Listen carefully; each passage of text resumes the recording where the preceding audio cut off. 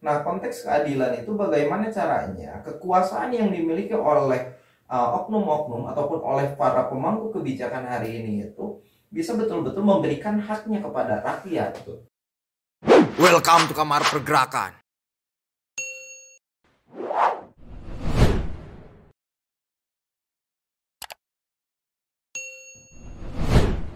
Assalamualaikum warahmatullahi wabarakatuh. Kembali lagi di channel Kamar Pergerakan. Kali ini kita sedikit berbeda ya sahabat. Yang biasanya saya yang menjadi host, tetapi kali ini sahabat Pirlana yang akan memandu jalannya diskusi kita malam hari ini. Kita sharing-sharing sahabat, berbicara mengenai ruang lingkup yang cukup menarik hari ini ya. Berbicara mengenai pemerintahan khususnya. Tetapi sebelum lebih jauh, silakan sahabat Pirlana untuk membuka karena sudah dimandati menjadi host ya. Ya, baru tadi dilantik ya. Oke, dilantik. Silakan. Oke, assalamualaikum warahmatullahi wabarakatuh. Selamat menonton mungkin ya sahabat-sahabat Kamar Pergerakan ya pada malam hari ini. Tadi seperti dikatakan sahabat Ali, ini ada yang berbeda lah karena bahasan pada kesempatan hari ini ya lumayan menarik lah, terusus untuk sahabat-sahabat yang menyukai ya sahabat tentang berita-berita yang aktual atau mungkin update tentang situasi pada hari ini akan menjadi hal yang menarik untuk kita bahas. Nah, kita akan membahas tentang politik ya sahabat, terusus bicara tentang bursa politik di tahun 2024, terusus pilpres atau pileg mungkin. Nah, itu kan menjadi hal yang menarik, apalagi sekarang ya banyak lah sahabat di daerah-daerah banyaklah baliho-baliho yang sudah mulai dipasang gitu. Sekarang kan tahun 2021 ya, ke 2024 itu masih 3 tahun lagi ya. Kurang lebih 3 tahun lagi. Itu kan yang jangkanya masih lumayan lama lah. Cuman di berbagai macam daerah itu sudah ada mulai banyak baliho-baliho ya, istilahnya apa ya, promosi lah kalau secara dagang. Ada yang dengan kepakar sayap, ada yang dengan aksi melayani, ada dengan saya siap, ada dengan banyak lah. Berbagai macam jargon bahasanya. Berbagai macam jargon. Nah, kira-kira sahabat ya, menurut pendapat sahabat Alwi, apakah itu wajar atau tidak sih bicara hal itu? Kalau kita lihat secara konsepsi ya, daripada partai politik itu sendiri kan ada memiliki fungsi intinya sebagai rekrutmen bahasanya.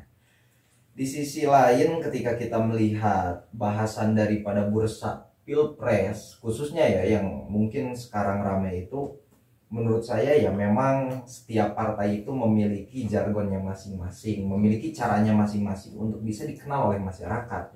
Karena sejatinya kan di dalam sistem demokrasi itu bagaimana masyarakat itu ikut andil, dan yang menentukan daripada menang atau tidaknya pemimpin nantinya itu tergantung daripada masyarakat, terkhusus daripada konsepsi demokrasi itu sendiri yang mengatakan dari rakyat, oleh rakyat, dan untuk rakyat. Berarti sejauh mana elektabilitas pemimpin itu sendiri ataupun partai itu sendiri dikenal oleh masyarakat, intinya seperti itu. Jadi kalau dikatakan wajar ya, meskipun kita tahu ya dari beberapa artikel yang saya baca, pilpres itu kurang lebih akan dilaksanakan itu tanggal 28 Februari 2024. Berarti kan posisi dari sekarang ke pilpres itu masih jauh sahabat. Nah, tetapi di sisi lain setiap partai politik, partai politik khususnya itu memiliki ruang lingkup secara promosi ya. Secara promosinya itu dengan cara mereka masing-masing, terlebih dari jauh-jauh hari sekarang. Nah, itu cukup tidak menjadi persoalan sih menurut saya. Tetapi di sisi lain yang menjadi persoalannya itu bukan dalam konteks promosi itu sendiri gitu, tetapi dalam konteks situasi dan kondisi. Sebetulnya kita itu harus paham dengan situasi dan kondisi yang sedang terjadi hari ini itu, jangan sampai kita itu terpaku kepada kekuasaannya saja. Sedangkan dalam konteks demokrasi itu sendiri, bagaimana implementasi daripada kerja-kerja pemerintah, kerja-kerja daripada eksekutif, legislatif itu bisa betul-betul melayani kepada rakyat. Jangan hanya mereka itu menggembor-gemborkan jargon kebanggaan mereka masing-masing, tetapi melihat realitas sosial di masyarakat itu minim gitu.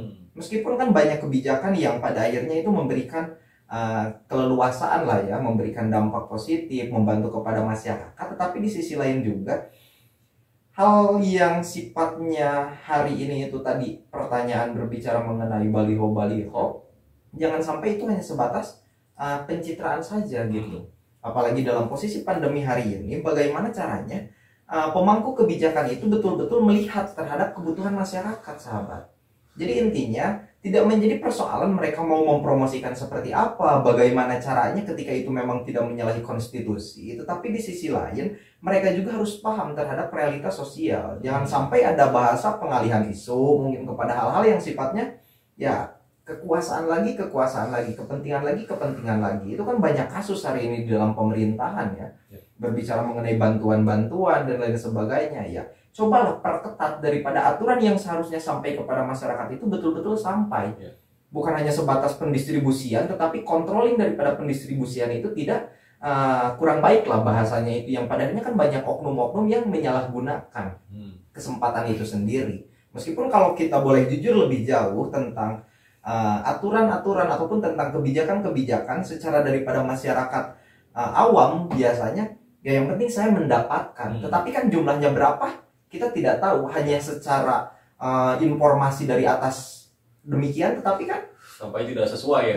Sampai tidak sesuai, tetapi alhamdulillah lah udah kebagian juga, bahasanya seperti itu. Padahal kan itu wajib untuk diusut lah supaya hal yang seharusnya didapatkan oleh masyarakat itu betul-betul sesuai, bahasanya seperti itu. Intinya seperti itulah. Jadi secara promosi dan lain sebagainya itu tidak menjadi persoalan menurut saya, tetapi perlu disesuaikannya itu dalam konteks secara kondisi dan situasi hari ini. Seperti itu, sahabat. Gitu. Ya, mungkin kalau pendapat saya, sahabat, perihal hal tadi, ketika banyaknya baliho yang ya promosi lah secara individu mungkin untuk calon-calon presiden, ya menurut saya di situasi dan kondisi seperti ini ya, menurut saya harus dengan cara-cara lain sih, bukan hanya mempromosikan dirinya saja, tapi juga memberikan edukasi kepada masyarakat. Kalau menurut saya dengan pandemi seperti ini, atau mungkin ya mempromosikan juga dengan protokol kesehatan, lalu juga mungkin ya memberikan semangat lah kepada masyarakat untuk menghadapi masa pandemi seperti ini, yang menurut saya itu akan lebih efektif. Nah, bicara soal efektivitas daripada baliho ya sahabat yang dipasangkan itu, yang menurut pendapat sahabat Alwi, apakah itu efektif kepada bahasanya elektabilitas ya, dan juga popularitas lah, apakah itu efektif atau tidak kira-kira sahabat? Kalau berbicara efektif ataupun tidak dalam kondisi hari ini ya kita lihatlah khususnya di Jawa Barat ya, karena kita ada di lingkup Jawa Barat, meskipun saya belum tahu secara utuh di provinsi-provinsi lain ataupun pulau-pulau lain itu seperti apa, tapi kalau kita lihat efektivitas daripada baliho yang terpasang itu kita juga tidak tahu nantinya kan, apakah itu hanya promosi untuk gebrakan awal, karena kan kayak gini loh, di politik itu tidak secara utuh misalkan hari ini kita komitmen dan itu akan terus sampai akhir gitu ya mungkin misalkan 1 detik ataupun 1 menit sekalipun daripada politik itu sendiri bisa berubah gitu bahasanya. Nah, dalam konteks elektabilitas ataupun ya minat masyarakat ya, ketertarikan masyarakat untuk melihat ataupun memilih nantinya ke depan daripada baliho-baliho itu sendiri, menurut saya bisa efektif ataupun bisa tidak efektif. Efektifnya itu ketika baliho-baliho tersebut itu daripada khususnya kan figur-figur yang hari ini kita tahu ya, figur-figur misalkan ketua-ketua partai di tatanan nasional itu adalah jadi memigurkan kepala ataupun ketua-ketua partainya di setiap daerah itu.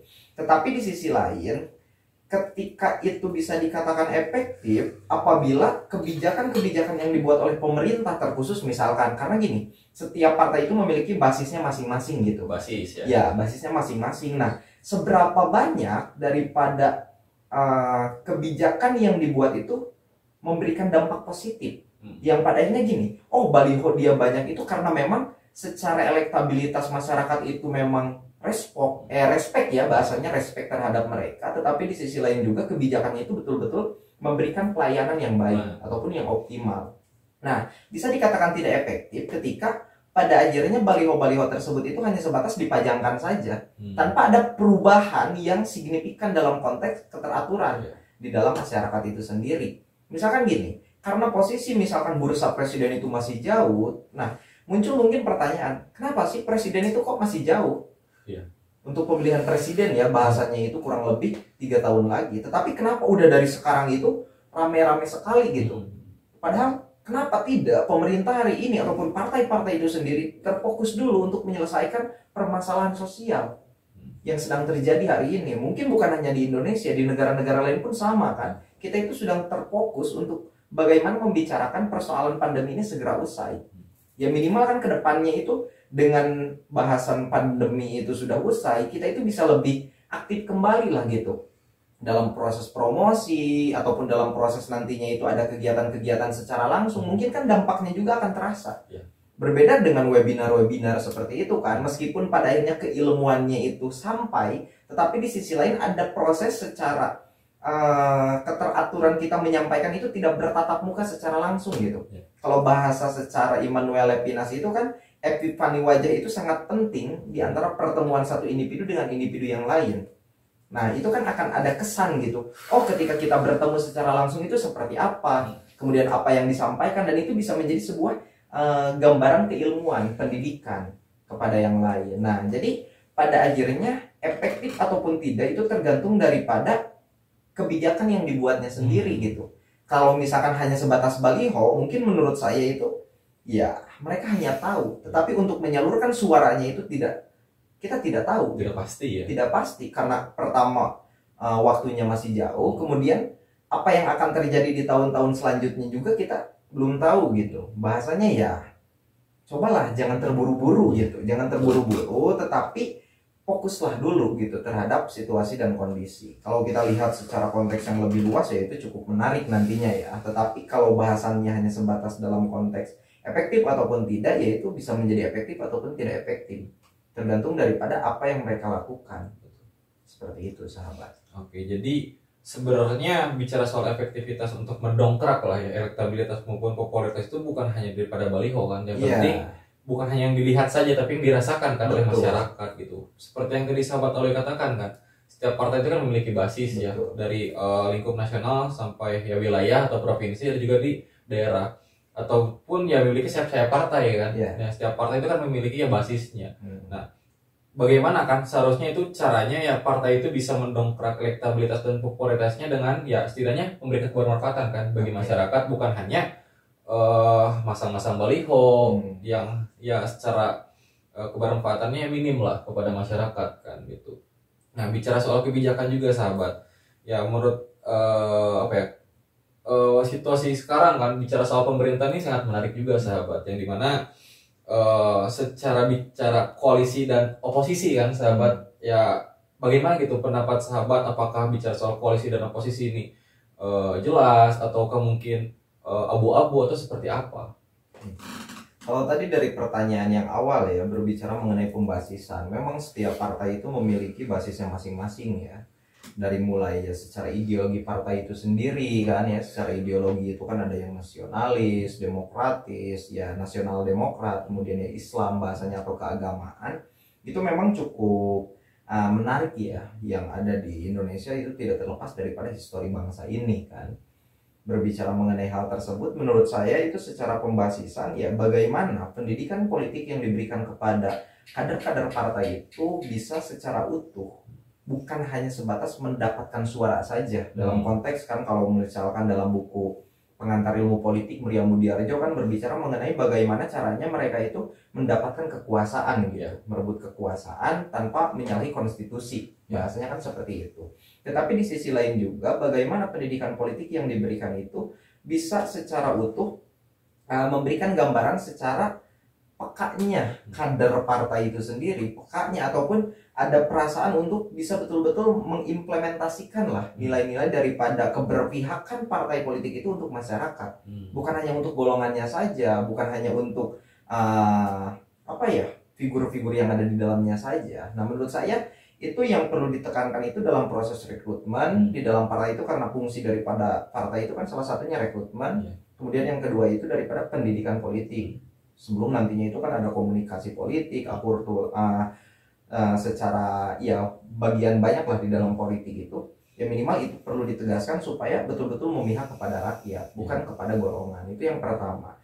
Kemudian kalau berbicara mengenai yang kedua antara oposisi dan koalisi, menurut saya pasca daripada pemilihan presiden di tahun 2019 lalu itu memang terjadi ketegangan ya bahasanya, karena cukup menarik sekali gitu. Pemilihan presiden 2019 itu isunya itu sangat besar lah gitu ya. Mulai daripada isu SARA, kemudian daripada isu-isu yang menyangkut hal-hal yang cukup meresahkan juga sebetulnya gitu. Karena di pemilu-pemilu sebelumnya itu bisa dikatakan masih dingin lah. Masyarakat itu tidak terlalu wah gitu berbicara demokrasi. Tetapi di tahun 2019 itu cukup menarik gitu. Karena banyak isu yang tadi dibawa. Nah, kalau oposisi dan koalisi itu sendiri, daripada 2019 pecahnya partai ya itu, dari mulai hari ini yang terpilih itu Bapak Presiden Jokowi memiliki ya basis secara koalisi partai yang cukup kuat lah, yang cukup banyak dan bisa dikatakan kuat, yang memiliki kursi di parlemen juga cukup banyak gitu posisinya. Tetapi cukup menariknya itu ketika kemarin itu antara PDIP dan Gerindra ya, PDIP dan Gerindra gitu, persaingan kuat daripada partai pendukungnya itu. Betul. Itu hari ini ya menurut saya ketika Bapak Prabowo masuk ke dalam parlemen, entah itu sebagai ke dalam istana ya, maksudnya itu ke dalam istana, apakah itu memang sebuah cara untuk merekatkan kembali daripada perpecahan pilpres di 2019, atau memang ya karena seperti apa kita tidak tahu ya. Tetapi kalau secara rinci, kalau saya melihat dalam konteks koalisi hari ini, itu di dalam tubuh koalisi pun mungkin terjadi banyak kekisruhan kayaknya gitu kan.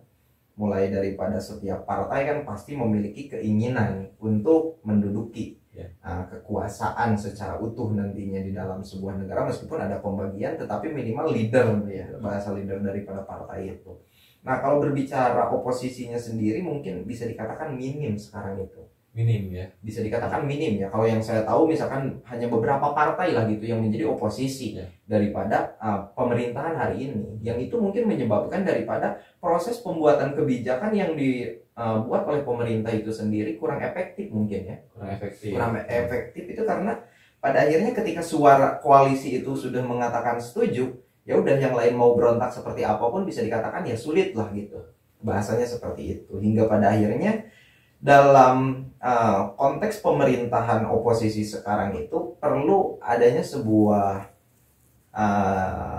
keinginan lah daripada masyarakat itu betul-betul mengawasi, mengontrol daripada jalannya pemerintahan itu, karena itu kan merupakan peran daripada civil society bahasanya, supaya ya koalisi yang terbangun di dalam pemerintah itu betul-betul untuk menyejahterakan rakyat. Adapun pihak oposisi yang mereka secara pemerintahan bisa mempressure ataupun memberikan tekanan dalam konteks suara langsung ya, suara langsung daripada masyarakat. Begitupun masyarakat yang bisa secara wacana nalar, ketika itu tidak sesuai ya sampaikan tidak sesuai. Karena hari ini gini loh, dengan perkembangan digitalisasi ya, perkembangan teknologi informasi, semua orang itu bisa menyampaikan apa saja di dalam media itu sendiri. Tetapi kan kita sendiri itu merasa mungkin ini adalah kebebasan pers ya, kebebasan mengemukakan pendapat. Tetapi di sisi lain, toh banyak orang yang tidak paham gitu dalam konteks menyampaikan pendapat itu sebaiknya ataupun yang baik itu seperti apa. Tidak bisa secara utuh misalkan menyampaikan bahasa-bahasa kasar kepada figur, kepada pemerintahan dalam konteks yang sifatnya itu merujuklah kepada personal gitu. Nah itu kan perlu diedukasi juga gitu oleh kementerian mungkin dalam proses misalkan menyampaikan pendapat itu harus seperti apa sih. Minimal ketika misalkan kita menggunakan media, banyaklah kritik-kritik ya hari ini daripada beberapa tokoh, dari beberapa ya dari masyarakat juga khususnya itu di dalam media menyampaikan tentang kegelisahan-kegelisahannya, meskipun pada akhirnya ya yang ditangkap itu ataupun yang dalam arti ditangkap di sini itu suaranya ya, yang ditangkap secara aspirasinya itu minim lah. Itu tergantung daripada kursi yang ada di parlemen. Bahasanya seperti itu. Jadi optimalkanlah perkembangan digitalisasi media yang ada itu secara pemanfaatan yang optimal. Jangan sampai ketika kita merasa tidak suka kepada pemerintah menyampaikan dengan cara-cara yang kasar, yang tidak baik. Iya, tidak baik. Itu kan akan berdampak kepada personal individu dia yang menyampaikan ketika itu tidak sesuai dengan peraturan. Bahasanya seperti itu. Toh selama kita masih mengikuti konstitusi yang berlaku di negara Indonesia, kita tidak bertentangan dengan aturan-aturan tersebut, ya sampaikan. Betul. Tetapi ya jangan sampai kita menyampaikan tanpa kita tahu landasan itu sendiri. Bahasanya seperti itu mungkin sahabat. Jadi bicara soal kebebasan berpendapat mungkin ya banyak kadang-kala banyak gitu yang menyalahartikan dalam artian kebebasan di sini ya bebas sepenuhnya bisa ya berkata kasar, kebablasan pada ya akhirnya. kebablasan lah pada akhirnya. Tapi sahabat, sebelum kita lebih jauh nih membahas tentang apa yang kita bahas tadi, saya pernah mendengar bahwasannya ya kata Rocky Gerung ya, sebuah ya tokoh lah di Indonesia, mungkin sahabat-sahabat pun mengenal bahwasannya ya politik itu adalah cinta kepada keadilan. Itu menurut Rocky Gerung itu ya itulah cinta terhadap keadilan politik itu. Nah, bicara soal politik di Indonesia, sahabat, apakah situasi atau mungkin ya menurut pendapat sahabat, politik di Indonesia itu apakah sudah mencerminkan cinta terhadap keadilan atau belum? Lalu pertanyaan selanjutnya mungkin sekalian ya sahabat, bicara soal partai politik kan memiliki fungsi itu memberikan pendidikan politik kepada masyarakat. Apakah itu sudah berjalan atau belum gitu? Iya, kalau kita lihat secara histori ya, bahasanya itu daripada bahasan politik. Bahasa politik itu sendiri kan kalau kita lihat daripada polis ya, negara kota, ataupun bahasan daripada lingkup terkecil bagaimana cara mengelola suatu negara supaya bisa teratur dalam konteks tersebut. Ya mungkin dulu secara ideologi ya, ideologi komunis itu kan daripada Marx, kemudian Engels kan berbicara mengenai komunis itu cukup besar lah gitu pengaruhnya terhadap ideologi ideologi partai pada saat itu. Tetapi kalau kita lihat secara konteks Indonesia, apakah hari ini bahasanya ya, bahasa hari ini sudah mencitrakan daripada bahasa keadilan? Ya kalau bahasa daripada keadilan itu sendiri kan itu perlu dilihat secara lebih jauh ya, daripada bahasan kebijakan biasanya. Dalam konteks kebijakan kan memang berbicara mengenai keadilan. Dalam konteks adil pun itu ketika kita rincikan secara mendalam itu kan sangat banyak sekali gitu. Tapi kalau kita lihat secara gamblang lah bahasanya, mungkin bahasan daripada keadilan di dalam konteks politik itu apakah itu daripada bahasan kekuasaan atau produk yang dibuat daripada politik itu sendiri, produk kebijakan ya? Ya produknya sendiri gitu. Karena seringkali kita berpikir mengenai sebuah keadilan itu daripada apa yang antara hak dan kewajiban lah, intinya seperti itu. Apa yang menjadi hak daripada masyarakat dan apa kewajiban masyarakat, dan sebaliknya apa kewajiban pemerintah dan apa hak pemerintah, kan seperti itu. Betul. Nah ketika kita lihat realitas hari ini bahwasanya hak-hak masyarakat itu apa saja sih, ketika hari ini dalam konteks pandemi bahasanya itu kan cukup lama ya, dari tahun 2020 tepatnya Maret pada saat itu sampai hari ini 2021 yang mungkin maju ke 2022 ya, nantinya itu kita tidak tahu sampai kapan. Nah konteks keadilan itu bagaimana caranya kekuasaan yang dimiliki oleh oknum-oknum ataupun oleh para pemangku kebijakan hari ini itu bisa betul-betul memberikan haknya kepada rakyat. Bahasanya seperti itu. Begitupun masyarakat ataupun begitupun rakyat, ketika dia memiliki konteks dalam bentuk kewajiban yang harus ditunaikan, ya tunaikan. Misalkan kayak gini, ketika pemerintah itu membuat sebuah kebijakan mengenai PPKM, kemudian PSBB sebelumnya, nah itu kan cukup menarik gitu perubahan-perubahannya. Nah itu kebijakan yang dibuat oleh pemerintah yang pada akhirnya masyarakat itu secara kewajiban harus mengikuti. Dalam arti masyarakat yang sudah ataupun mengetahui ya kebijakan yang disosialisasikan daripada pemerintah pusat hingga pemerintah daerah itu melaksanakan kewajibannya. Tetapi di sisi lain hak masyarakat dengan adanya kebijakan tersebut itu apakah terpenuhi atau tidak. Nah jangan sampai daripada kebijakan yang mengikat kepada masyarakat untuk bisa lockdown pada saat itu juga kan masyarakat diam di rumah meskipun ada bantuan, apakah itu betul-betul sampai ataupun tidak. Nah maksud saya kan hal tersebut itu perlu menjadi gambaran di mana konteks keadilan dalam kondisi kenegaraan hari ini itu antara hak dan kewajiban yang diberikan dan dilaksanakan itu harus sesuai dengan porsinya. Jangan sampai kita terus-terusan menuntut pemerintah supaya baik, tetapi kitanya sendiri itu tidak mengikuti atau tidak melaksanakan kewajiban. Itu kan ketimpangan juga nantinya. Maka dari itu dalam konteks berkeadilan bahasan cinta ya, bahasan cinta itu ya cukup menarik. Tetapi kan untuk orang-orang milenial itu hari ini cinta itu hanya dijadikan bahasan bucin lah gitu. Bucin, lawan jenis dan lain sebagainya. Nah itu ada yang menarik itu sebelum nanti kita ngobrol ke pertanyaan kedua ya, kita sedikit ya sharing-sharing di ruang ini. Bahwasanya ketika kita berbicara mengenai sebuah cinta yaitu ya dalam bahasan filsafat itu kan filosofi ya bahasanya itu cukup menarik lah, cinta kebijaksanaan dan Ya. lain sebagainya.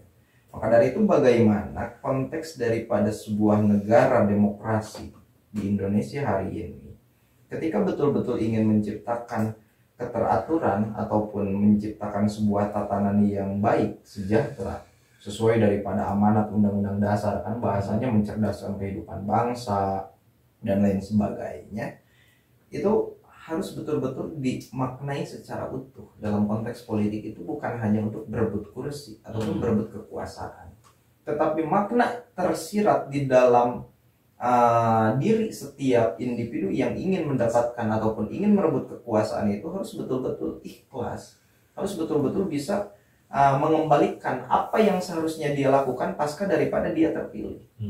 Bukan hanya untuk kepentingannya saja, kelompoknya saja, partisipannya saja, tetapi kembali lagi ketika kita sudah menjadi penguasa, kita itu bukan berbicara mengenai golongan, tetapi berbicara mengenai keseluruhan, yaitu masyarakat Indonesia.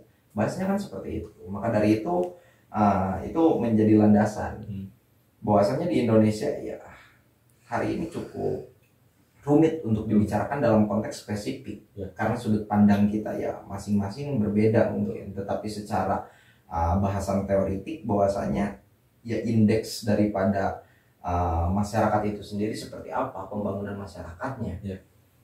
Kalau misalkan suatu negara itu ingin betul-betul maju, ya bagaimana pembangunan daripada indeks kapasitas ya pembangunan masyarakatnya itu betul-betul diperhatikan. IPM-nya ya. Iya, meskipun hari ini kan pembangunan secara infrastruktur itu betul-betul dilakukan ya oleh Bapak Presiden di beberapa pulau di Indonesia, tetapi di sisi lain ya bagaimana caranya untuk meningkatkan kapasitas daripada masyarakatnya itu sendiri ataupun sumber daya itu sendiri, supaya tidak pada akhirnya apa yang dimiliki secara kapasitas sumber daya alam yang dimiliki ataupun infrastruktur yang sudah dibangun itu tidak dirusak.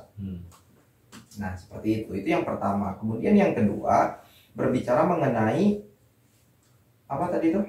Bicara tentang ini sahabat, kan ada yang pernah mengatakan ya bahwasanya buta yang paling berbahaya itu adalah buta politik kan gitu.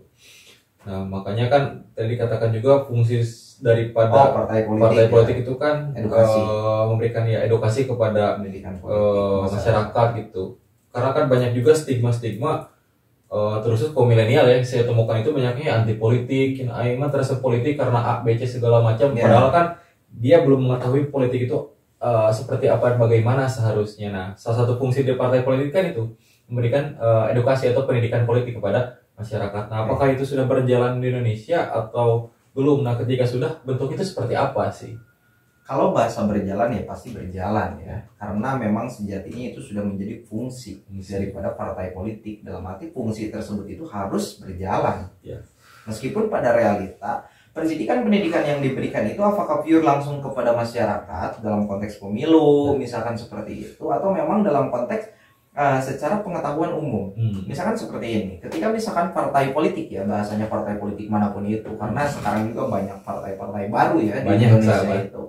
Nah mereka itu kan memiliki visi, misi, dan tujuan di dalam pembangunan partai. Apalagi kan partai itu memiliki ideologi. Nah ideologi itu kan merupakan sebuah cita-cita, harapan, tujuan yang harus direalisasikan. Bahasanya seperti itu. Nah pendidikan politik yang seharusnya diberikan ataupun yang tadi itu berjalan ataupun tidak, ya menurut saya berjalan pertama itu. Tetapi dalam konteks berjalannya itu apakah itu sudah menyeluruh atau belum? Nah bahasanya seperti itu. Mungkin iya dalam konteks partai politik itu sendiri.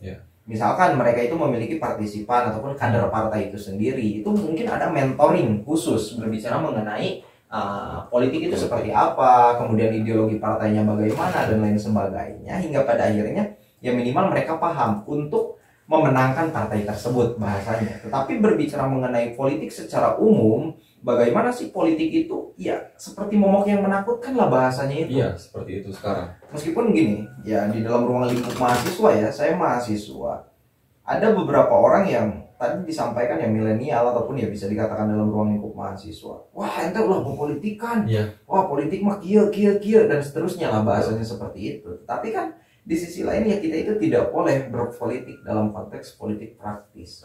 Tetapi di sisi lain kita juga jangan sampai apolitis ataupun tidak tahu politik, yang pada akhirnya ya tadi buta. Yang paling berbahaya itu adalah buta politik. Karena dengan politik segala kebijakan itu ya bisa terjadi gitu, segala kemungkinan itu bisa terjadi. Ya saya pernah mendengar, tetapi itu belum dalam konteks renungan lebih dalam ya, pencarian lebih dalam. Dulu itu yang menjadi panglima utama di dalam sebuah negara itu adalah hukum bahasanya. Ya mungkin bisa dikatakan di beberapa rejim sebelumnya ya, di beberapa generasi sebelumnya, ya masyarakat itu sangat takut dengan hukum gitu. Karena memang ya stigma daripada hukum itu sendiri betul-betul mengikat kepada masyarakat karena sifat hukum kan seperti itu. Betul. Tetapi ada selintingan bahasan di mana ya panglima utama hari ini berbicara suatu negara itu katanya politik. Katanya bahasanya politik. Nah itu perlu kita buktikan bersama gitu. Kenapa? Karena setiap kebijakan yang dibuat, baik itu ekonomi, kemudian pendidikan, kesehatan dan lain sebagainya, itu dibuat daripada konstitusi yang dibuat oleh pemangku kebijakan yang ada di parlemen bahasanya, yaitu oleh DPR misalkan. Nah itu kan cukup menarik yang pada akhirnya masyarakat hari ini itu berbondong-bondong untuk bisa berkuasa. Hingga pada akhirnya pendidikan yang diberikan oleh partai politik kepada kader-kadernya, bahkan kepada masyarakat sekalipun ya tidak terlepas daripada pilih saya. Ataupun feedbacknya itu bagaimana ketika kita memberikan ya, intinya kayak gini ya, ketika kita terjun kepada mereka ya apa yang akan mereka berikan. Betul. Dan sebaliknya masyarakat pun sekarang itu sudah berpikir pragmatis gitu kepada partai politik. Jangankan kepada partai politik lah, misalkan gini, di setiap pemilu masyarakat itu berpikir sudah pragmatis gitu. Wah, partai ini calon ini ngasih berapa, ini ngasih berapa, itu sudah menjadi hal lumrah hari ini ternyata. Meskipun ada pengawas pemilu hari ini itu kan yang sampai kabupaten kota itu sudah menjadi lembaga ataupun badan definitif bahasanya seperti itu. Apakah itu bisa menanggulangi secara utuh daripada money politik, black campaign bahasanya kan di dalam ruang lingkup pemilu? Itu kan iya ada sedikit perubahan lah gitu ya, ada sedikit yang bisa dikendalikan, tetapi di sisi lain kan permainan-permainan seperti itu sudah menjadi hal lumrah di dalam tatanan masyarakat. Nah maka dari itu pendidikan politik yang betul-betul diberikan itu ya bagaimana setiap elemen daripada bukan hanya partai politik termasuk masyarakatnya juga harus sadar. Jadi jangan sampai partai politik itu memberikan gagasan seperti A, B, C dan lain sebagainya kepada masyarakat, tapi masyarakatnya itu selalu menjadi masyarakat yang bahasanya namprak lah gitu, meminta ataupun dalam arti berharap. Dalam arti berharapnya di sini itu bukan berharap untuk mendapatkan pemimpin, ya pastilah berharap mendapatkan pemimpin, tetapi di sisi lain cara yang dilakukan untuk mendapatkan pemimpin ketika kita sendiri itu melakukan hal-hal yang tidak sesuai dengan yang seharusnya, itu kan menjadi hal yang mencelakakan untuk jangka panjang. Mungkin iya, seringkali dulu saya waktu kecil itu, wah ketika misalkan diberi ayeuna misalkan berapa juta, tetapi iya dampaknya itu pada saat itu kita mendapatkan, tetapi untuk 5 tahun yang akan datang itu kan menjadi sebuah persoalan. Betul. Dari mulai kebijakan yang dibuatnya nanti tidak pro kepada masyarakat seperti apa, perubahan daripada ideologi dan lain sebagainya, itu kan mengerikan. Maka dari itu ya kita harus betul-betul paham terhadap politik itu supaya apa, karena kemajuan suatu bangsa itu tidak terlepas daripada kebijakan yang ada di dalamnya. Nah itu dimulai daripada kesadaran masyarakat itu sendiri. Jadi intinya pendidikan politik itu bukan hanya daripada partai menurut saya. Meskipun itu fungsi partai politik, tetapi semua elemen yang terlibat ataupun ya setiap masyarakat yang memiliki fungsi ataupun memiliki peran aktif di dalam ruang lingkup politik supaya menciptakan sebuah demokrasi yang betul-betul berintegritas, bahasanya seperti itu. Oke. Ya bicara hal tadi sahabat, ya benar terjadi gitu. Kadang-kala kan ketika masyarakat buta terhadap politik kan ya pragmatis sesaat kan pada akhirnya gitu. Pilih saya dengan ngasih uang sekian misalkan terus dicoblos, sedangkan secara kapasitas atau selama dia memimpin kan belum tahu seperti apa gitu kan, bisa saja ya tidak berpihak kepada masyarakat kebijakan yang dibuat, sedangkan ya masyarakat dikasih baju partai kan biasa sahabat ya. Ketika 5 tahun pemimpinnya tidak pro terhadap rakyat tapi baju partainya masih dipakai, dan ya itu kan gambaran menyedihkan sih kalau menurut saya gitu. Ketika bajunya masih dipakai tapi kebijakannya tidak pro terhadap orang yang memakai baju partainya itu sendiri. Nah, bicara soal ini sahabat, tadi kan kita awal membicarakan soal bursa ya. Bursa lalu kita landasi lagi dengan ya dasarnya melalui politik dan lain-lain. Nah, bicara soal parlemen lah pada hari ini kan banyak ya sahabat.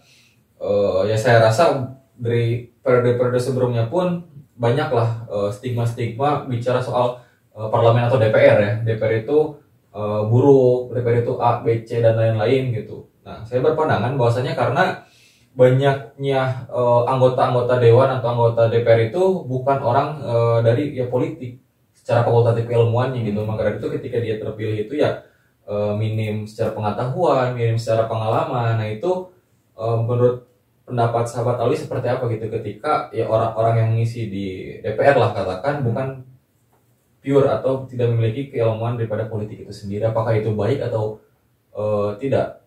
Ya menurut saya itu menjadi hal yang wajar ya, karena Betul. itu sudah diatur di dalam undang-undang ataupun konstitusi ya. Setiap setiap rakyat itu memiliki hak yang sama, yaitu dipilih dan memilih. Bahasanya seperti itu. Toh mau dari fakultatif apapun, daripada ya secara keilmuan, daripada basic, daripada mereka seperti apa, ya itu tidak menjadi persoalan, karena itu memang sudah menjadi hak daripada individu masyarakat Indonesia. Ya. Ketika mereka memiliki kemampuan, ketika mereka memiliki keinginan, ya kenapa tidak untuk mencoba? Bahasa kan seperti itu. Tetapi ada hal yang memang pada akhirnya itu sedikit rancu gitu di dalam konteks pelaksanaan. Ya. Mungkin iya itu sudah menjadi hak daripada semua masyarakat, tetapi di sisi lain, kalau misalkan tadi pertanyaannya tidak dari fakultatif politik, misalkan bahasanya ya mana orang-orang politik? Misalkan yang fokus untuk bisa mendapatkan kekuasaan, kemudian memberikan pendidikan ataupun memberikan keilmuan politiknya itu betul-betul di dalam konteks pemerintahan. Nah itu kan menjadi sebuah persoalan juga gitu. Nah tetapi di sisi lain gini, memang itu menjadi bahasan umum ya, bahasan daripada masyarakat awam sekalipun itu berbicara ya bukan melihat calon lagi lah, ya bukan melihat daripada fakultatif keilmuannya apa. Yang penting dia memiliki kapasitas, yang penting dia memiliki popularitas, modal bahkan sekalipun misalkan, ya dia bisa terpilih bahasa seperti itu. Tetapi efektivitas ketika mereka itu hanya sebatas mengandalkan popularitas, misalkan banyak artis-artis lah hari ini kan. Beberapa kepala daerah, wakil-wakil kepala daerah itu kan yang asalnya itu ya public figure dalam konteks dunia hiburan lah, bahasa entertain lah bahasanya. Tetapi kan ketika memang dia terjun di dalam konteks politik, menurut saya itu ya terlalu banyak ya kayak sinetron itu apa ya bahasanya itu drama. Iya drama mungkin seperti itu kan, bisa jadi seperti itu pemikirannya. Tetapi kan mau tidak mau hari ini di kita itu sudah berpikir tentang popularitas. Jadi kita memilih itu siapa yang kita tahu, bahasanya seperti itu sahabat. Betul. Masyarakat misalkan ya di daerah saya sendiri kan di Bandung Barat itu di daerah perkampungannya itu ketika dipilih berbicara mengenai pemilihan kepala daerah, bahasanya ya pemilihan kepala daerah, meskipun dia memiliki kapasitas tetapi tidak dikenal oleh masyarakat, itu sulit loh. Sulit. Karena masyarakat itu melihat daripada popularitasnya. Oh, aku tahu dia siapa gitu. Oh, dia itu pernah kayak gini. Tetapi mereka tidak tahu secara background. Secara kapasitas dia membicarakan pemerintahan itu seperti apa nantinya. Nah, itu kan bisa menjadi sebuah buayan, menjadi sebuah tipuan juga ketika misalkan sudah terpilih kemudian kebijakannya seperti ini ataupun tidak utuh berpihak kepada rakyat. Ya, itu kan menjadi sebuah ketimpangan. Nah, jadi intinya kalau berbicara pertanyaan yang sifatnya itu pantas tidak sih ataupun kenapa kebanyakan itu bukan daripada orang-orang politik, ya yang saya pikirkan itu apakah memang daripada orang-orang secara fakultatif keilmuan ya, secara pendidikannya itu memang ada di politik, dia mau atau tidak, atau dia ketika sudah ataupun ketika dalam proses pembelajaran di dalam ruang lingkup politik sudah muak. Biasanya kan seperti itu mungkin. Betul. Di sisi lain karena dia sudah tahu politik itu seperti apa, kemudian kekuasaan itu bagaimana, dia sudah muak merasakan ruang lingkup politik, yang pada akhirnya dia itu ya udahlah fokus di akademik saja. Fokus dalam konteks misalkan menjadi dosen, menjadi apa bahasanya, karena ketika dia masuk ke dalam sistem sekalipun ya pada akhirnya dia akan lebih terkekang pada akhirnya, bukan merasa bebas gitu. Bukan merasa bebas dengan kekuasaan. Misalkan saya lah secara pribadi gitu, melihat dalam konteks fakultatif keilmuan, iya ketika waktu S1 dulu itu di ilmu pemerintahan, kemudian hari ini itu ada di dalam ruang lingkup ilmu politik bahasanya. Memang ketika kita semakin dalam membicarakan mengenai bahasan politik, ya ada ketertarikan kita itu ingin merubah tatanan ya, merubah tatanan yang kurang baik menjadi lebih baik bahasanya. Tetapi di sisi lain juga banyak ketakutan gitu. Banyak ketakutan karena oh ternyata di dalam ruang lingkup politik itu seperti ini. Ilmunya itu memang luar biasa sekali gitu. Tetapi ketika kita melihat realita di dalam ruang lingkup pemerintahan, kok kayak gini, banyak terjadi patologi baik secara birokrasi, administrasi, pelayanan dan lain sebagainya. oh ternyata perubahan yang harus dirubahnya itu banyak. Nah itu menjadi sebuah tantangan sebetulnya gitu. Nah lambat laun muaklah dengan politik dalam konteks misalkan persaingannya yang kayak gini, ketika kekuasaannya kayak gini, udahlah kita fokus aja di fakultatif keilmuan, menjadi dosen misalkan, menjadi akademisi dan lain sebagainya. Nah itu kan menjadi sebuah hal yang cukup menarik juga sahabat gitu, kalau dalam konteks kekuasaannya di DPR, pemerintahan itu sendiri. Jadi ya untuk siapapun berhak dipilih dan memilih, ya silahkan, asalkan ketika dia sudah menjadi ataupun terpilih menjadi apapun itu, baik legislatif ataupun eksekutif, dia itu harus betul-betul mempelajari lebih dalam mengenai politik itu sendiri seperti apa, dalam konteks itu dikembalikan kepada kesejahteraan rakyat, dikembalikan lagi kepada keinginan rakyat. Jangan sampai ketika dia memiliki kebijakan, dia itu memiliki kekuasaan, ya dia itu hanya berpihak kepada golongannya saja, berpihak kepada individu-individu yang padanya mendukungnya saja. Tetapi ketika menjadi apapun, perlu digarisbawahi bahwasanya semua rakyat Indonesia, khususnya misalkan di tingkat nasional, itu adalah tanggung jawabnya, meskipun dibagi dengan dapil-dapil di sisi lain, tapi itu perlu menjadi gambaran pekat terhadap ruang lingkup sosial kemasyarakatan seperti apa. Gambarannya seperti itu. Jadi silakan sahabat Pilana juga misalkan di 2024 mau mencalonkan, meskipun dari fakultatif ekonomi misalkan, dari pendidikan, ya ketika memiliki keinginan, ketika memiliki kemampuan, kapasitas, kemudian secara popularitas itu sudah dikenal, ya kenapa tidak untuk mencoba? Ya mungkin modal itu harus disiapkan juga ya, minimal dalam arti modal keberanian, ya modal secara finansial pun itu kan berpengaruh besar di dalam konteks persaingan seperti itu. Iya, itu sangat menarik sahabat. Memang lah, secara konstitusi ya itu diperbolehkan setiap orang, setiap masyarakat lah berhak dipilih dan memilih gitu. Jadi ya secara konstitusi itu diperbolehkan. Cuman kembali lagi kepada masyarakat kan menilai calon kepala daerah, calon parlemen, calon presiden sekalipun itu harus mulai pertimbangan terdahulu. Mungkin jangan sampai asal coblos gitu kan. Oke. Nah, bicara soal bursa nih sahabat, ada yang menarik dari pembicaraan tentang bursa tahun 2024 lah, khususnya baik itu secara partai atau parlemen nanti dan juga secara presiden. Nah, bicara soal parlemen sahabat, kita mengenal ada yang namanya parliamentary threshold atau ambang batas daripada parlemen, yang dimana sekarang itu secara aturan itu 4% kan, yang sebelumnya itu asalnya 2%, kalau tidak salah 2,5%, sekarang itu naik kepada 4%. Nah, kira-kira menurut analisis sahabat, dengan adanya beberapa partai politik di Indonesia ya, karena penganut multi partai, ada berbagai macam partai politik, bahkan sekarang ada kurang lebih 8-10 partai politik baru di Indonesia. Nah, apakah itu menurut sahabat, secara analisis sahabat, dengan ambang batas 4% itu mumpuni atau tidak gitu, bicara soal keikutsertaan partai politik nanti yang lolos ke parlemen gitu. Ya, kalau kita lihat daripada multi partai ya, khususnya di Indonesia dengan banyaknya jumlah partai, terlebih ya hari ini di tahun 2020-2021 itu sudah muncul partai-partai baru, bahasanya seperti itu. Ya kita lihat daripada histori parliamentary threshold itu sendiri kan, itu diterapkan itu di pemilu 2009. Di 2009 itu kan di aturan tahun 2008, kurang lebih di pasal 202 kalau nggak salah, itu di undang-undang kepemiluan pada saat itu berbicara mengenai ambang batas daripada partai politik yang berhak menduduki kursi ya, bahasanya itu di parlemen itu 2,5% bahasanya itu di tahun 2009. Nah kemudian beranjak di tahun 2014 ya, di 2014 itu menjadi 3 kalau nggak salah 3,5 ya, 3,5 di 2014, dan di 2019 kemarin itu ambang batas daripada parlemen itu 4 ya, bahasanya seperti itu. Nah daripada pemberlakuan parliamentary threshold itu sendiri, menurut saya ketika melihat hari ini banyaknya partai-partai baru itu agak sulit. Jangankan partai baru, untuk partai lama sekalipun itu sendiri kan banyak yang tidak lolos masuk ke dalam parlemen secara nasional itu sendiri. Maka dari itu penerapan daripada parliamentary threshold itu sendiri ya, apalagi kemarin ada isu di mana di tahun 2019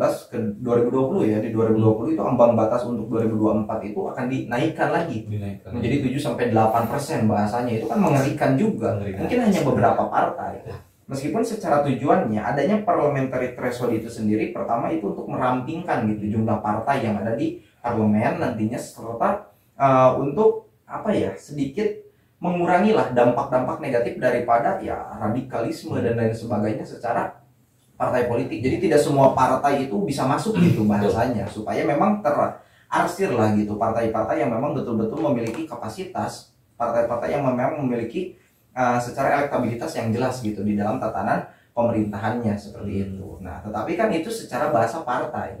Nah, kenapa tidak misalkan kita itu menerapkan daripada people threshold misalkan? People threshold. Iya, bahasanya itu kan personal daripada calon-calon anggota partainya itu sendiri minimal memiliki apa gitu kan? Bukan hanya dalam arti kan misalkan gini, ketika sahabat itu di organisasi, ketika syarat menjadi ketua itu kan di sidang biasanya di pleno 3 itu ada bahasan sidang ada bahasan kriteria calon. Nah, kriteria calonnya itu bertakwa kepada Tuhan, kemudian dan lain sebagainya, meskipun itu sama adalah mungkin ya di dalam konteks secara pemerintahan. Tetapi di sisi lain, ya kenapa tidak, itu pun ada thresholdnya gitu ya, bahasan daripada ya ambang batas secara personal itu bisa mencalonkan bahasanya, supaya memang lebih real dia itu betul-betul nantinya itu ketika menjadi pemimpin betul-betul itu berkapasitas. Ya kapasitasnya itu jelas, berbicara mengenai politik secara kemampuan dia dalam arti politik itu sendiri, mengelola pemerintahan itu jelas, ya itu bisa menjadi lebih keren lah bahasanya seperti itu sahabat. Jadi bukan hanya dalam konteks parlementarinya saja mungkin ya, tetapi itu hanya sebatas pemikiran gitu ya. Jadi secara personalnya pun itu betul-betul terseleksi secara utuh di dalam tatanan pencalonannya. Meskipun kan ya siapapun berhak, ketika berhak itu sendiri kan ya nanti tergantung masyarakat yang memilihnya siapa. Itu kan bisa menjadi indeks daripada masyarakat ya memilih. Tetapi ya bagaimana caranya personal itu bertanggung jawab sih, intinya dikembalikan ke situ. Tapi kalau dalam bahasa parliamentary threshold itu sendiri ya menurut saya untuk di Indonesia hari ini bisa dikatakan ya cukup optimal ya, karena tidak terlalu gemuk di dalam parlemen itu ya, jumlah partai di parlemen itu tidak terlalu banyak, yang padanya memudahkan mereka itu untuk mengorganisir sebuah kebijakan yang nantinya akan dibuat gitu. Karena mau tidak mau ya mereka harus memahami gitu konteks secara kebutuhan. Ya mungkin bagaimana sih partai-partai baru itu sendiri bisa bersaing. Intinya kan seperti itu. Kalau misalkan partai baru hari ini itu selalu ataupun ya banyak ya di hari ini itu partai yang baru muncul bahasanya, ya kapasitas kapabilitas yang mereka bawa itu dari segi mana? Apakah figur personal daripada ketua partai itu sendiri, atau secara ideologi yang jelas mereka bawa, atau seperti apa? Nah jangan sampai ya kita membuat partai tetapi di sisi lain ya kita sendiri kebingungan nantinya itu untuk ya menjalankan roda partainya seperti apa, yang pada akhirnya ya partainya itu nanti jadi partai-partai apa ya, kalau di lagu-lagu itu kan ada partainya partai apalah misalnya kan seperti skuter ya cari saja lah. Iya, jadi kan itu nggak menarik gitu, hanya sebatas membuat partai tetapi ya bukan hanya untuk kekuasaan lah intinya, tetapi bagaimana caranya ya mereka menciptakan ataupun membuat partai itu untuk betul-betul bersaing dalam konteks ya kompetitifnya itu jelas gitu, pada akhirnya untuk apa. Seperti itu sahabat. Ya, pembahasan soal parliamentary threshold itu cukup menarik sahabat. Contohnya ketika kontroversi tentang parliamentary threshold 2019 ya itu kan sempat panas lah. Ada yang sepakat jadi 4%, ada yang tidak sepakat untuk tidak dirubah. Itu kan berarti dari partai-partai sekalipun itu banyak perdebatan gitu. Nah, apakah itu ketika bicara soal parliamentary threshold kan, ketika makin tinggi kan sepertinya apakah ada kepentingan dari partai politik atau seperti apa nih sahabat Alwi membacanya? Iya, kalau dalam konteks misalkan perdebatan di 2019 mengenai 4 ya mungkin itu untuk partai-partai yang bisa dikatakan minim ya, minim suara gitu.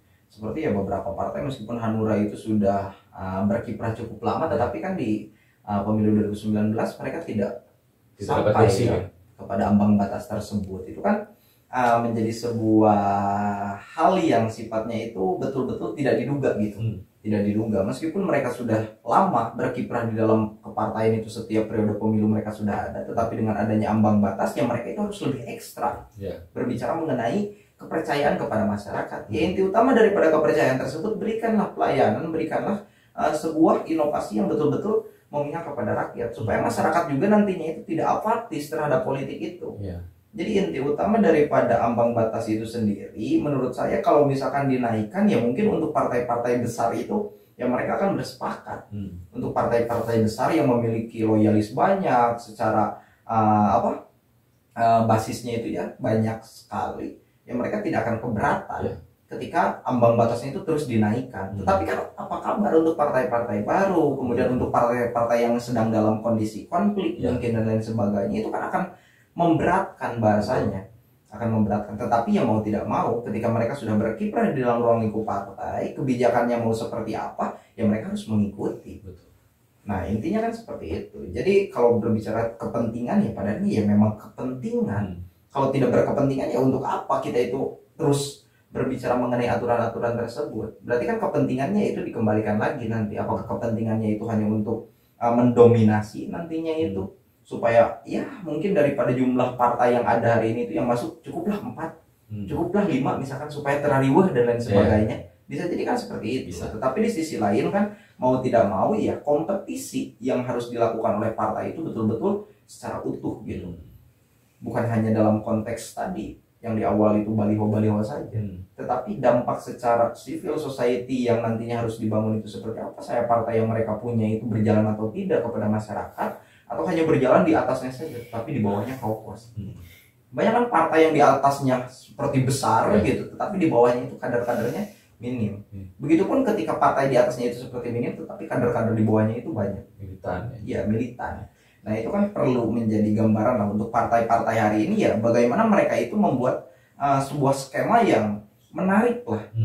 Bukan hanya menarik untuk dipilih, tetapi di sisi lain ya mereka juga menciptakan gitu ruang edukasi yang jelas, berbicara mengenai tujuan, orientasi mereka ketika nanti itu terpilih, orientasi daripada partai politik itu sendiri nanti untuk apa, itu harus jelas supaya masyarakat itu paham dan menginginkan memilihnya itu bukan hanya konteks ya memilih asal coblos. Setelah mencoblos mereka tidak tahu akan seperti apa.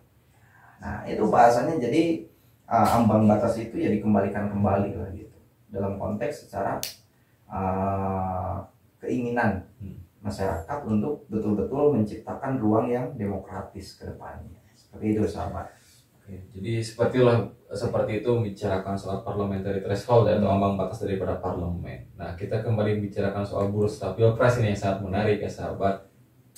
Ya melihat daripada berbagai macam lembaga survei, daripada elektabilitas, popularitas, lalu berbagai macam lah yang dikumpulkan datanya lembaga survei. Yang melihat daripada itu banyak kan muncul nama-nama tokoh-tokoh kan, mulai daripada Ganjar Pranowo, terus pimpinan partai kan, Puan Maharani, Prabowo sekalipun kan masih ada perdebatan gitu apakah maju lagi atau tidak. Ini kan sangat menarik kita membaca peta politik atau bursa pilpres di 2024 nanti. Nah menurut sahabat Alwi yang sudah menganalisis melihat daripada elektabilitas, popularitas, yang kemarin pun diundang ya oleh lembaga survei untuk ya berdiskusi lah soal bursa pilpres 2024 ya, sahabat Alwi ini membacanya seperti apa? Apakah ada hal-hal lain yang atau mungkin ada isu-isu yang menarik kembali seperti 2019 atau seperti apa?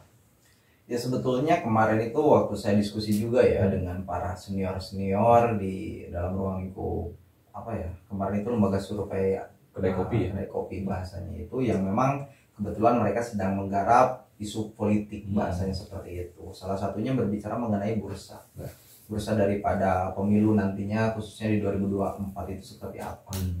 Nah kalau saya lihat dalam konteks secara bursa itu sendiri memang banyak sekali tokoh, ataupun tidak sekali ya, tetapi ya banyak lah ya tokoh yang muncul ataupun di beberapa lembaga survei itu dilihat lah gitu, mulai daripada Prabowo itu sendiri ya, Bapak Prabowo, kemudian ketua-ketua partai dari mulai PDI, kemudian daripada Golkar, PKB, hingga pada akhirnya yang dominan itu di kepala daerah yang sering dibicarakan itu, dari mulai kepala daerah tingkat provinsi di Jawa Tengah, Jawa Barat, kemudian DKI Jakarta, kan bahasanya seperti itu membicarakan mengenai elektabilitasnya itu seperti apa, daripada keterpilihan kaum muda itu ataupun ketertarikan kaum muda memilih A seperti apa, memilih B seperti apa, memilih C seperti apa. Tetapi kalau kita lihat secara beberapa survei mengatakan ketika ketika Prabowo nantinya mencalonkan diri, di situ masih ada kemungkinan kuat Prabowo itu masih bisa memenangkan ketika dalam posisi Presiden hari ini Bapak Jokowi itu tidak memilih atau tidak memilih, tidak dipilih kembali, tidak dipilih kembali ya, karena memang sudah cukup 2 periode bahasanya. Kalau 3 periode ya berarti harus ada perubahan kembali kan di dalam konstitusi ataupun peraturan itu sendiri gitu. Nah, dalam konteks bursa Pilpres 2024 yang memang banyak disorotinya itu lebih kepada tokoh-tokoh yang ada di tingkat kepala daerah bahasanya itu. Di tingkat provinsi lah, baik Jawa Barat itu Bapak Ridwan Kamil, kemudian di Jawa Tengah itu Bapak Ganjar Pranowo ya, kemudian di Jakarta itu Anies Baswedan, bahasanya seperti itu yang menjadi sorotan gitu publik bahasanya. Tetapi di sisi lain kita tidak tahu dalam konteks peta politik yang lebih rinci nantinya itu siapa sih yang memang betul-betul akan dicalonkan. Misalkan di Ridwan Kamil hari ini itu kan secara partai itu seperti apa? Siapa yang akan berani nantinya itu melamar Ridwan Kamil untuk mencalonkan atau untuk dicalonkan. Sedangkan elektabilitasnya itu kan masih bisa dikatakan di bawah lah gitu ya, di beberapa lembaga survei yang bisa dikatakan muncul daripada kepala daerah itu bisa dikatakan Anies Baswedan lah dalam konteks ada di pusat lah di Jakarta. Tetapi di sisi lain ya kita secara analisa berbicara bursa di tahun 2024 sejauh mana mereka itu memang betul-betul melihat lah gitu efektivitas daripada misalkan gini kepala daerah lah contohnya. Ada beberapa hal yang memang kemarin itu cukup menarik. Kepala daerah misalkan di Jakarta ya Anies Baswedan, seberapa mampu sih dia itu sudah menanggulangi banjir misalkan, menanggulangi banjir, karena itu kan yang sudah menjadi permasalahan di Jakarta. Tetapi kan ketika ada hujan, kemudian ketika musim hujan itu kan tetap masih terjadi banjir. Itu kan bisa menjadi salah satu indikator mungkin ya, tolak ukur daripada masyarakat itu sendiri. Nah, lebih jauhnya daripada itu, ya bagaimana mereka itu ingin mencalonkan ataupun dicalonkan nantinya itu berkontestasi di dalam pemilu 2024, ya tergantung daripada apa yang dia tanam hari ini, apa yang mereka tanam hari ini di daerahnya. Ketika misalkan dulu Ridwan Kamil itu menjadi wali kota ya, wali kota Bandung. Mungkin pada saat di wali kota Bandung ya beliau itu banyak menciptakan ruang-ruang yang cukup menarik lah bagi kaum milenial bahasanya seperti taman dan lain sebagainya. Tetapi berbeda loh ceritanya. Ketika lingkup kota Bandung itu bisa dikatakan ya kota, namanya juga kota kecil itu ya bahasanya. Ketika berbicara mengenai Jawa Barat, apakah kebijakannya itu sama halnya seperti ketika dia menjadi wali kota? Itu kan menjadi sebuah dilema juga. Ketika dia terpilih menjadi gubernur hari ini, apakah itu memang secara utuh setiap daerah itu diciptakan ruang-ruang yang betul-betul menginspirasi untuk generasi muda? Ya selain daripada media hari ini kan yang digunakan. Begitupun yang lain, mereka memiliki channel-channel YouTube-nya masing-masing. Berbicara mengenai entah itu pencitraan atau memang untuk dikenal oleh masyarakat, yaitu strategi mereka ya. Tetapi di sisi lain berbicara mengenai kelayakan ketika mereka nantinya itu mencalonkan ataupun tidak mencalonkan ya bahasanya, misalkan ya nantilah 2024 jangan dulu, maju lagi lah jadi kepala daerah misalkan jadi gubernur lagi, itu tidak menjadi persoalan. Tetapi di sisi lain ya pantaskan lah hari ini perbaikilah daerahnya masing-masing supaya mereka itu betul-betul dilihat itu bukan hanya daripada figurnya saja, tetapi daripada kebijakan ataupun daripada fasilitas yang mereka buat itu betul-betul dapat dirasakan oleh masyarakat.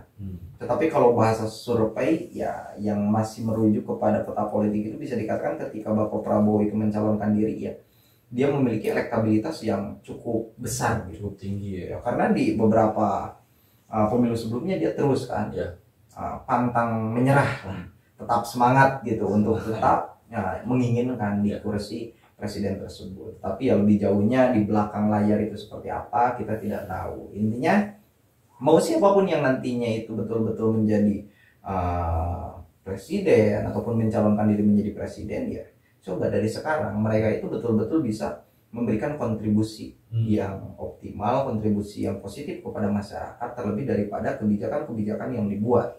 Supaya ketika misalkan mereka memiliki figur ataupun memiliki popularitas besar tetapi tidak dibarengi dengan kapasitas personal yang betul-betul itu bisa memberikan kepercayaan kepada masyarakat, itu akan sulit. Intinya seperti itu. Jangan sampai lah kasus-kasus yang terjadi hari ini kan banyak kepala daerah itu yang terjerat kan di kasus korupsi yang kayak gitu. Jangan sampai itu terjadi lah kalau mereka itu menginginkan gitu. Lanjut lagi ke depannya. bahasanya seperti itu.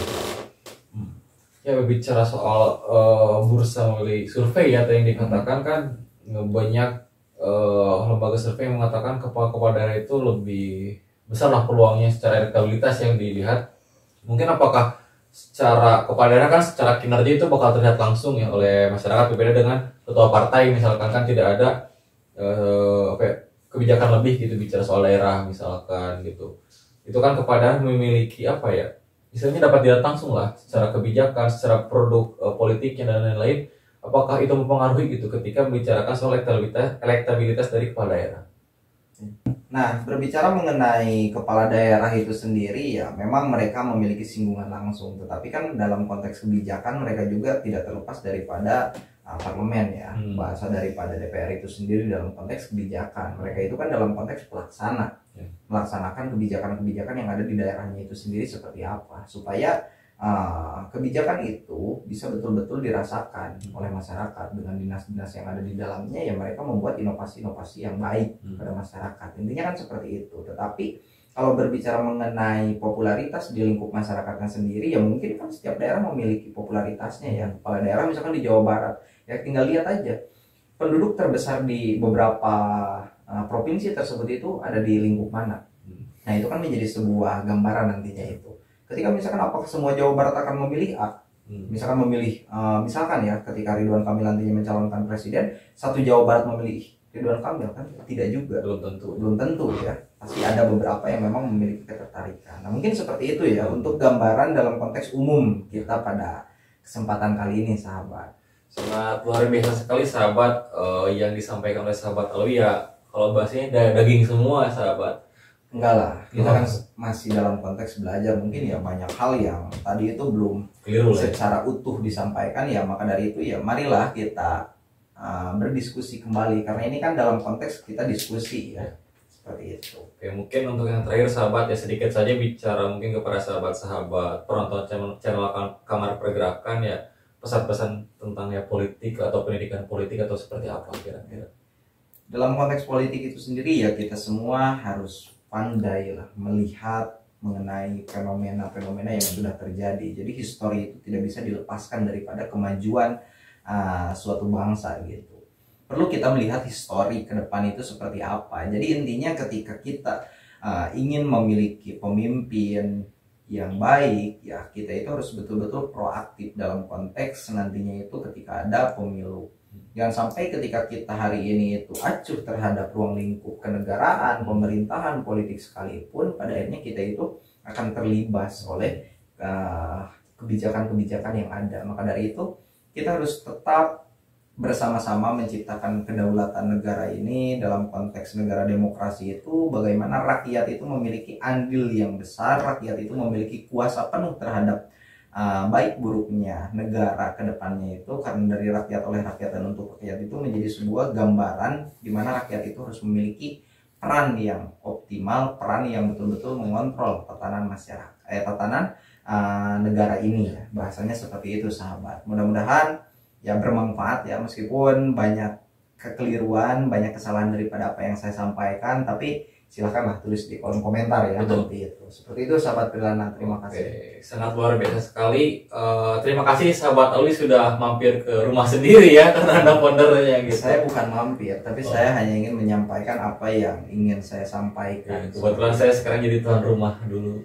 Oke, seperti itu sahabat-sahabat, yaitu diskusi yang sangat menarik ya sahabat. Nah maka dari itu ketika ada sahabat-sahabat yang tertarik atau mungkin sahabat-sahabat yang ingin bertanya, silahkan tulis di kolom komentar ya. Siapa tahu nanti kita bisa berdiskusi atau kita bahas bersama-sama kembali di sini. Ini sangat luar biasa. Terima kasih sahabat Alwi telah menyampaikan hasanah keilmuan kepada sahabat-sahabat penonton setia channel Kamar Pergerakan. Semoga apa yang kita sampaikan tadi ya dapat bermanfaat lah bagi sahabat-sahabat. Oke, mungkin cukup sekian video pada kesempatan hari ini. Mohon maaf bila penyampaian saya kurang hikmat, mohon ampun bila penyampaian saya kurang santun. Teruslah hidup dan berkarya atau mati dalam kegelisahan, serta jadikan setiap sebagai sekolah dan jadikan setiap orang sebagai guru. Wassalamualaikum warahmatullahi wabarakatuh. Waalaikumsalam. Salam pergerakan. Salam.